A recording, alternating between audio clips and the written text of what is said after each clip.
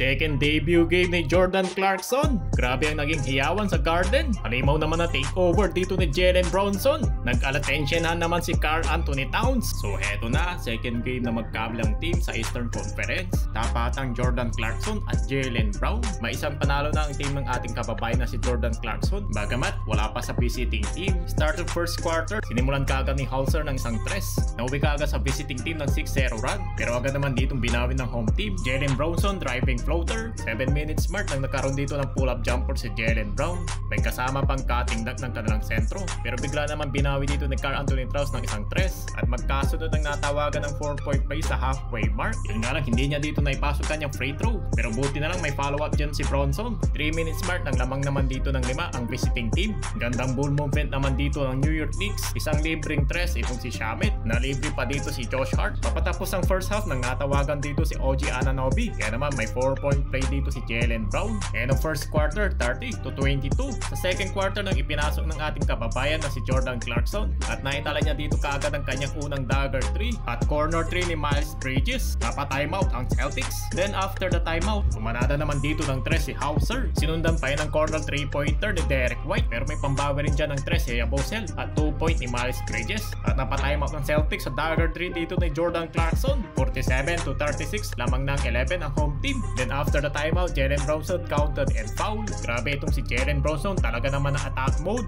Well, unti-unti na dito mga idol na lumalaki ang kalamangan ng New York Knicks. Take over mode pa dito si Jalen Bronson. 1 minute mark ng gandang alley-oop dito ni Bronson to Miles Bridges. Dinagdagan pa yan dito ni OG Anunoby, 3-point basket. Natapos ang halftime na meron ditong 20-point lead ang home team sa score na 64-44. Entering the third quarter, slow start sa magkabilang team. Pero bahagya naman ditong nagkaroon ng mini run ang Boston Celtics. Kaya baba na lang sa 12 ang kalamangan ng New York Knicks na pa-timeout ang home team. Then after the timeout, meron naman ditong corner 3 dagger si McBride na peke doon si Derek White. At isang addition pa ng 3-point ni Jalen Bronson na may total of 17 points na. Patuloy ang pag-init dito ng New York Knicks. Miles Bridges, another dagger 3. Grabe dito ang opensa ng New York Knicks mga idol. Ang lakas ng team na to. Natumba naman dito si Bronson kay Simons. After naman ng atake ni Simons, meron naman ditong 3-point basket si Jaylen Brown. Patuloy pa rin dito ang kanyang opensa para dito sa Celtics na meron na siya ditong total of 15 points. 2 minutes mark, malamig-lamig sa 3-point line si Derek White. Ayaw kasing pumasok yung kanyang mga tira na meron lamang ditong 5 points sila dito ni Peyton Pritchard. Sa final seconds, nasablay rin dito ang kanyang tres. Kaya naman natapos ang third quarter sa score na 82-65.